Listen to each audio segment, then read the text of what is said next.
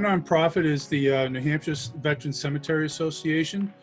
We've been established since 2000, and our primary purpose is to support the cemetery in any way possible. So we help the cemetery in terms of being able to raise funds privately to assist the cemetery in things like buying equipment and supporting extra personnel, and just allowing them to make the grounds as pristine as they are.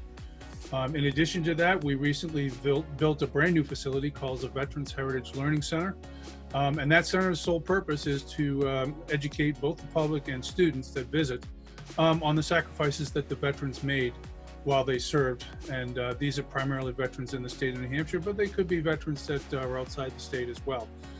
So the center's been open for a couple of years, and it's in operation now. And so we're also supporting that also by outfitting that with interactives and things of that nature to make it interesting for the students to come and visit.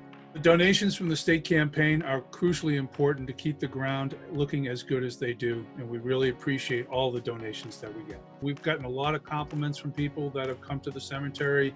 We've even had folks that have had their burial plans already made and then come to the cemetery and looked around and said, this place is absolutely beautiful, and they've walked right into the admin office and changed their burial plans.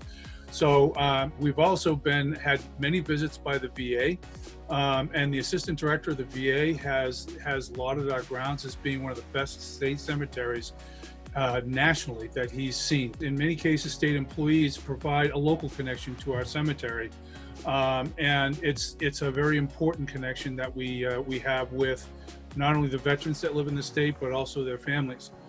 The other thing is that many of the state employees are also veterans. They're also serving in the Guard or the Reserves, or have served, and their families are also a part of that. And so we believe that that's a crucial part of keeping that connection with the state.